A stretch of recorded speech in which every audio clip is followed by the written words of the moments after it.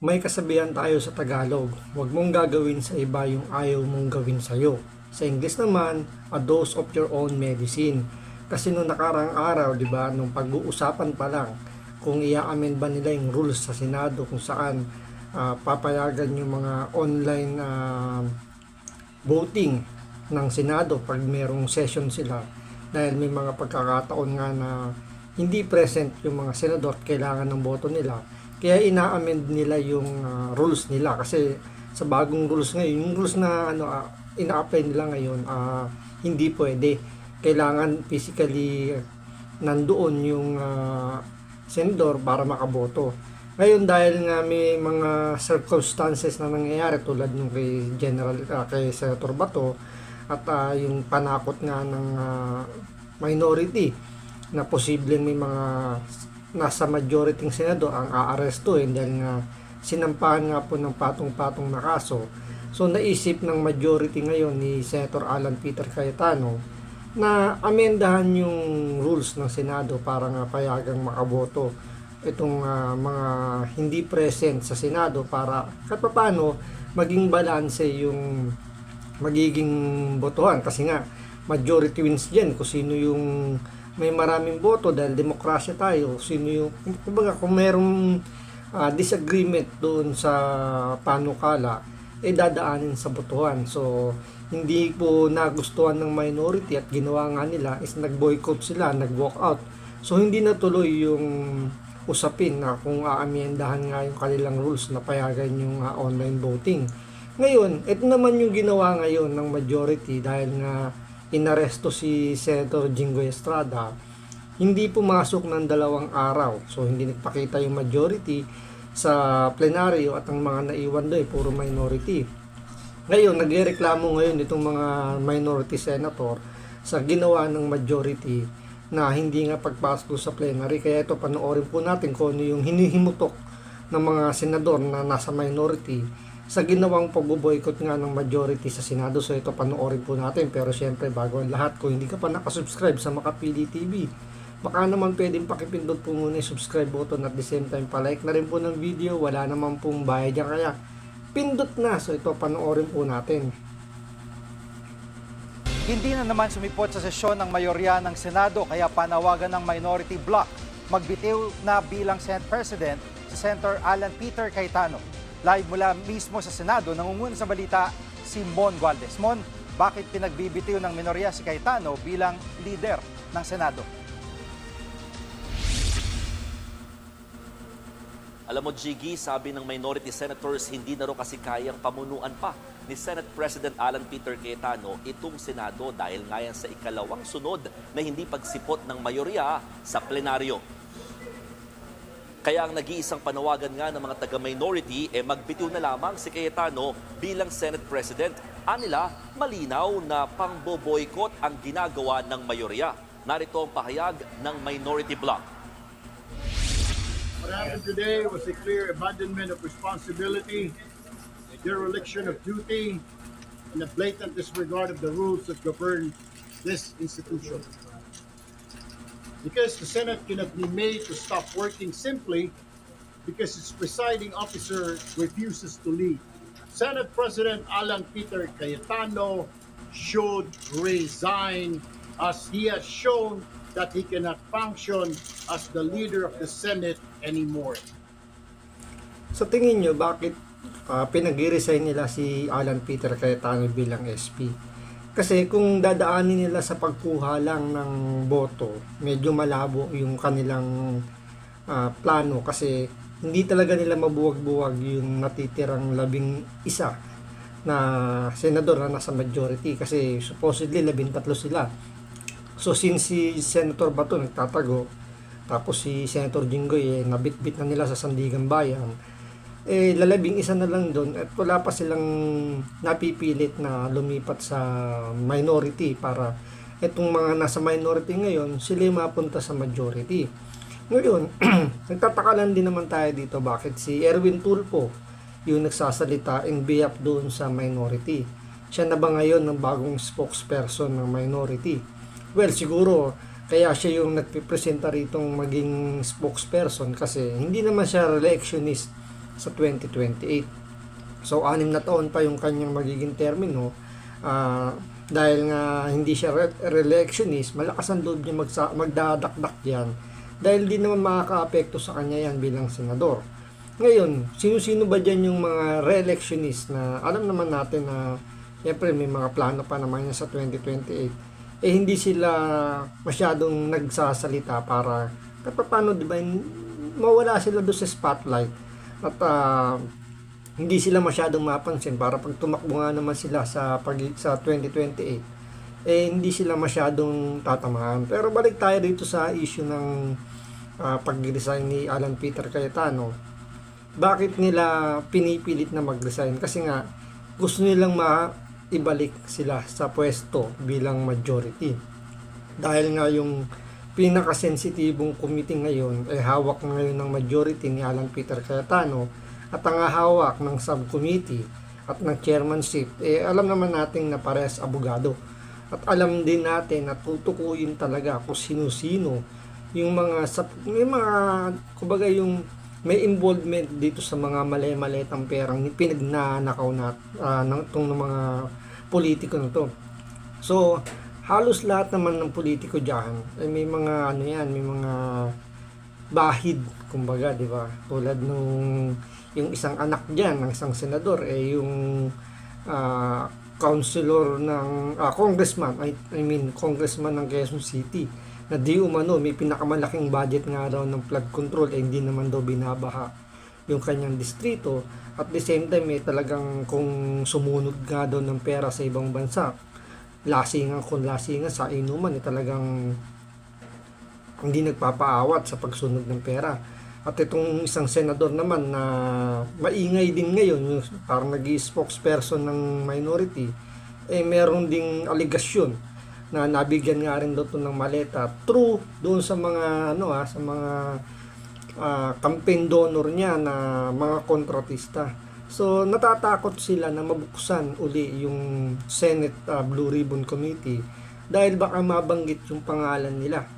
So, yan yung isa sa mga iniiwasan nila, kaya pinipigilan nila yung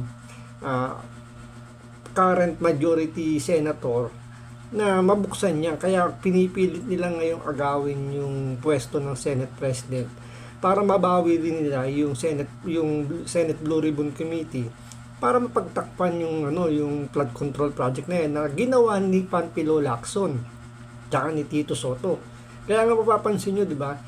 Natapos na yung flood control hearing pero wala pang naipakukulong na big fish. Oo, meron silang naipakulong si Bong Revilla, si Jingo Estrada, pero ang tanong, sila ba talaga yung big fish na inaantay ng maraming Pilipino o ginagamit lang silang panakip butas para hindi talaga mabanggit yung mga pangalan na hindi mabanggit tulad ni Martin Romualdez at ni Bongbong Marcos. Kaya yun yung isa sa iniiwasan nila talaga yung Blue Ribbon Committee dahil dyan magkakaalamanan kung sino-sino talaga yung mga nakinabang.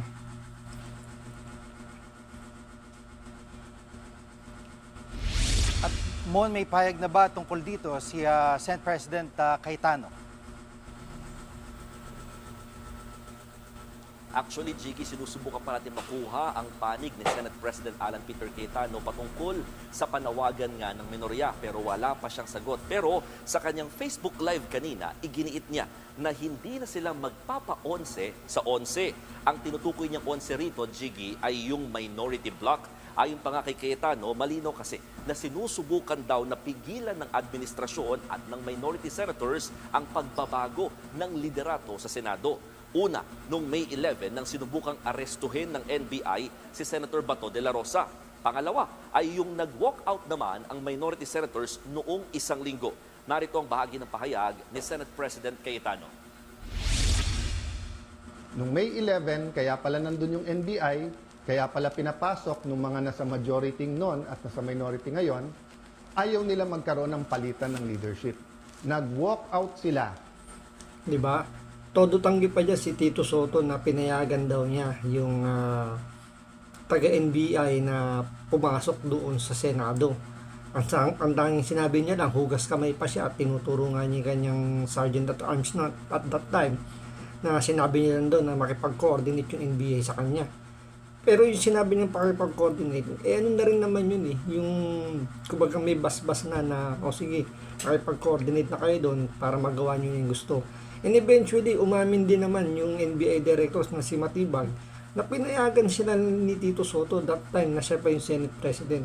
So talagang yung plano talaga nila is hawakan lang nila yung Senate Presidency para hindi nga mabuko yung kanilang mga pinagagawang kalokohan, yung kanilang pagtatakip dito sa flood control. Dahil ayaw po nila na makaboto yung ilan naming mga kasama. Yun po, sa kanila mismo nanggaling yon. Objective ng walkout nila, sila ang maging majority.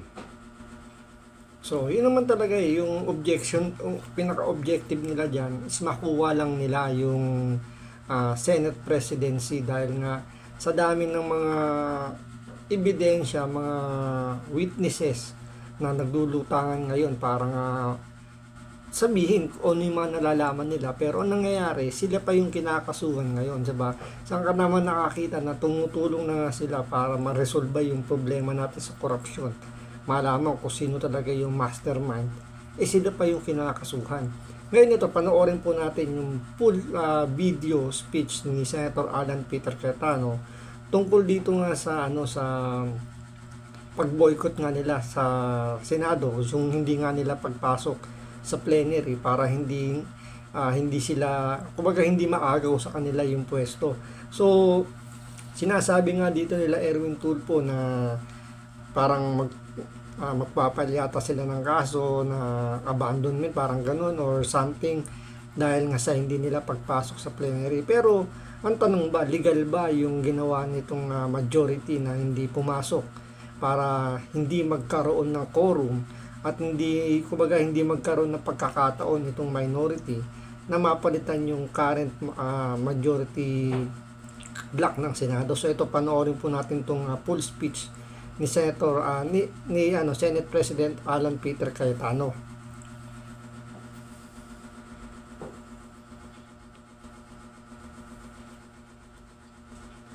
So today, I'm here to tell you some fundamental truths about what is happening in the Senate and in our country. Let me start with the May 11 change in leadership and also on the walkout by the minority.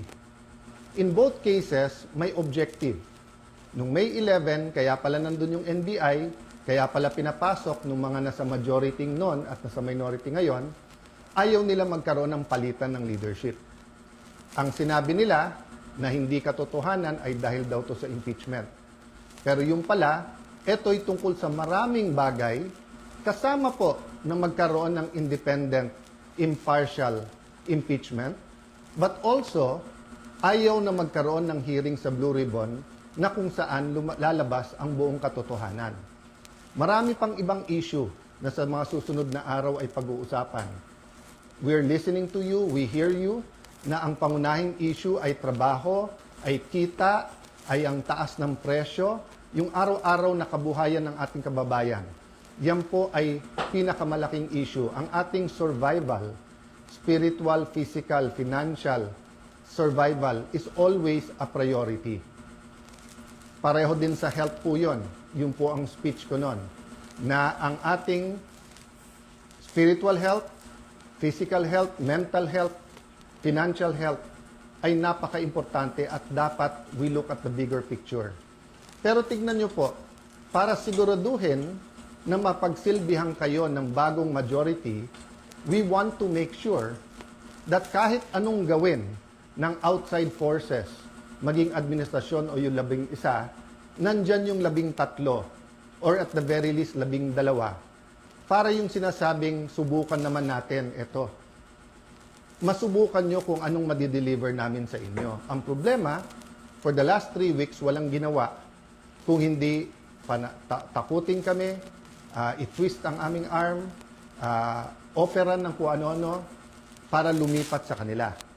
I'll go back to that later on. What's my point? You want an independent Senate. Our Constitution provides for the separation of power. Bakit separate?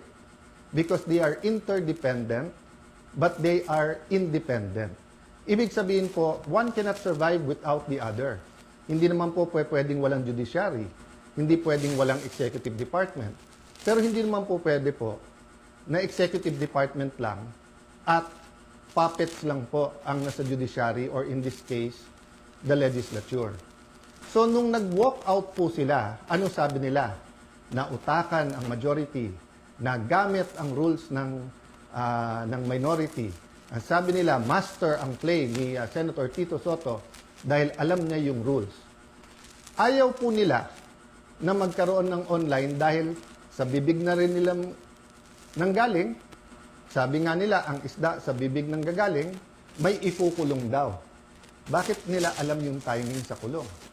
Sinabi ni Senator Jinggoy, hindi lang ngayon nangyari sa kanya yan, since February. Wala na daw kaso, pag siya po ay sumunod sa kanila. In this Kaya nga magtataka ka nung una, di ba, doon pa lang sa kay Senator Bato de la Rosa paano nalaman ng ni Tito Soto na darating si Senator Bato? Kunyari pa siyang hindi niya alam Pero bakit nandun yung NBI? Paano nakatimbre yung NBI? Paano binigyan? Kumbaga paano kasi alam ni Tito Soto, pinakita sa kanya yung yung warrant of arrest. So doon pa lang medyo mag-iisip ka na paano nangyari, paano nila nalaman.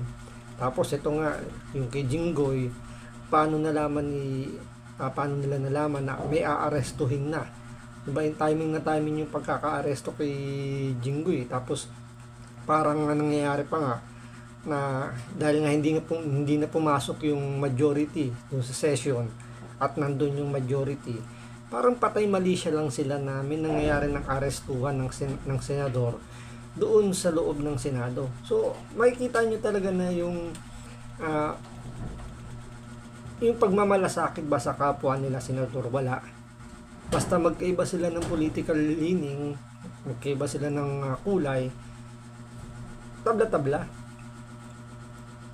Siguro naman dapat, pagdating sa ganong sitwasyon, kasama mo sa trabaho yan, di ba? Magkakasama sila dyan. Ano ba naman yung simpatya na ibigay mo sa yung kasama na aarestuhin? Pero wala.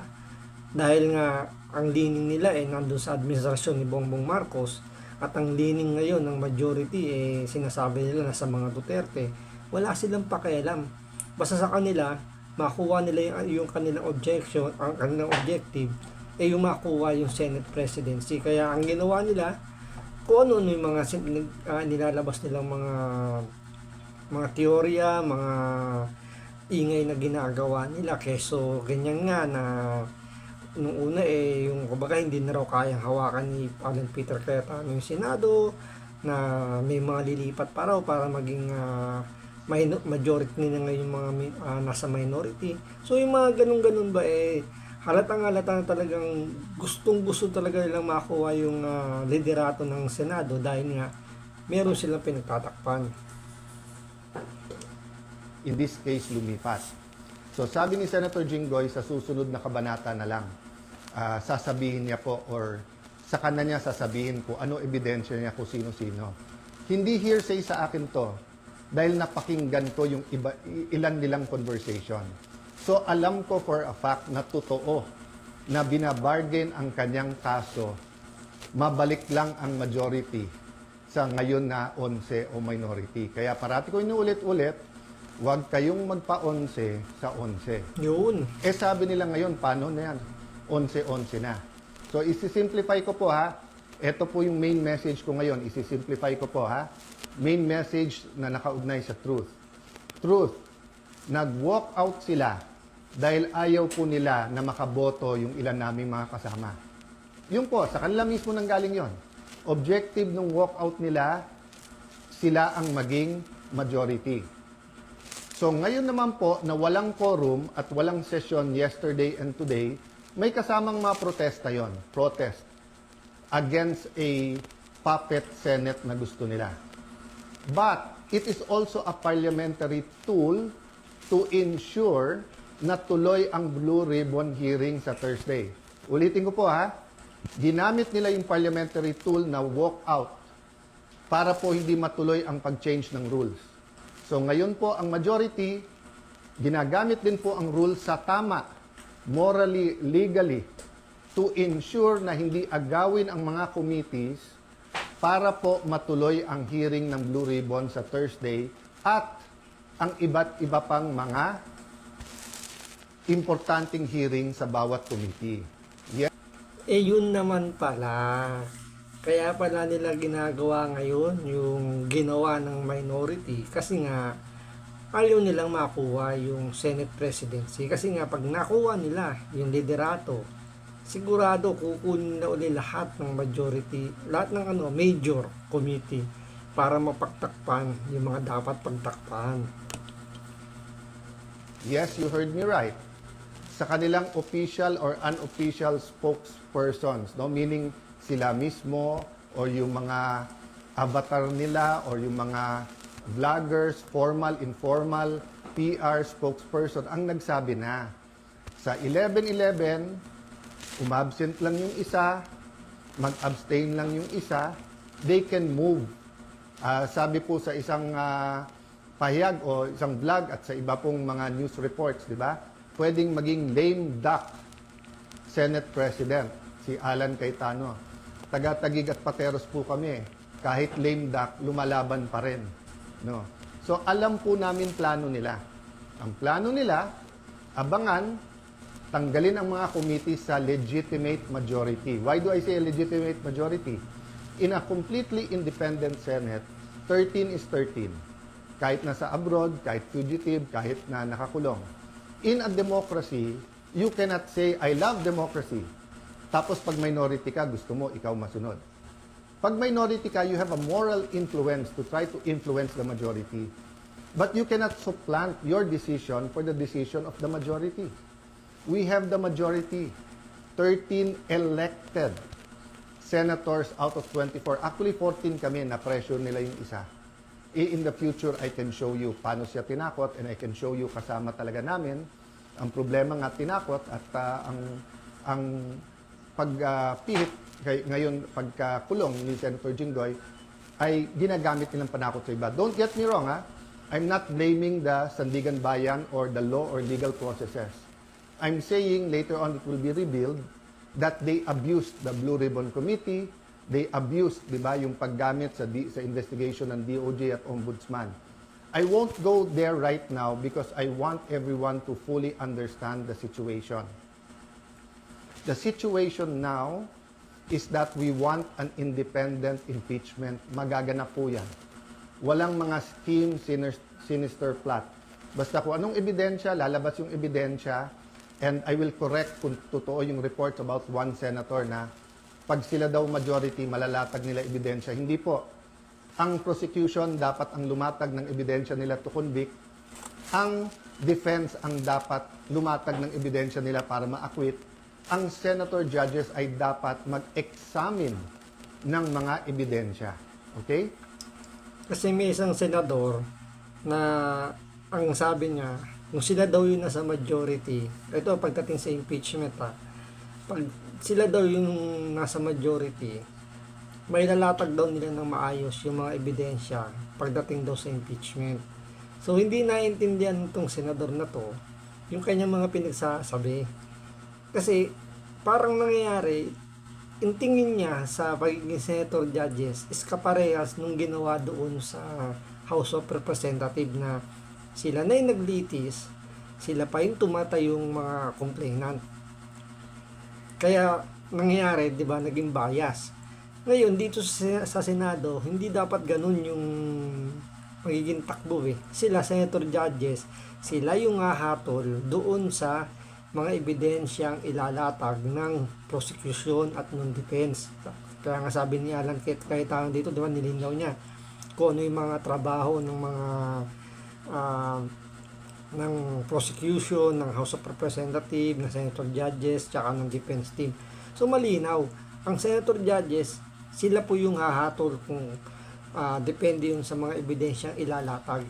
Pero yung sinabi kasi ng isang senador dito, idol ko pa naman to, yung ko munang banggitin kung sino siya, pero malalaman din naman ninyo yan, mali yung kanyang pagkakaintindi pagdating sa senator judges. Okay? So, in accordance with the rules, and there are rules of evidence, so people will be able to judge us. So that's one important thing, the impeachment. The other important thing is yung ekonomiya natin, presyo. So in the next few days, we will be announcing to you the hard work that we're going to do in the different committees to help address. So, yan po yung speech ni Senate President Alan Peter Cayetano tungkol nga dito sa 2 araw na nilang hindi pagpasok sa plenary. Dahil nga, ginagamit din nila yung discarding ginawa ng minority na mag-walkout. Pero dito, hindi sila nag-walkout ha. Ito parang protesta sa ginawa nga ng pag-walkout nila. Gawa nga ng ayaw nilang pagbotohan yung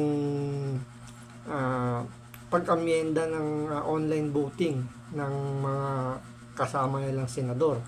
Dahil nung time na yon, lamang ang majority, gawa ng 12 pa sila. Pang 13 itong si Senate President Alan Cayetano.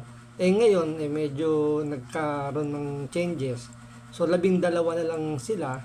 Hindi naman pwedeng maging kumbaga hindi pwedeng bumoto itong si Senate President Alan Cayetano or yung magiging Senate tempore, yung pro tempore si Loren Legarda if ever na siya yung uupo bilang presiding officer.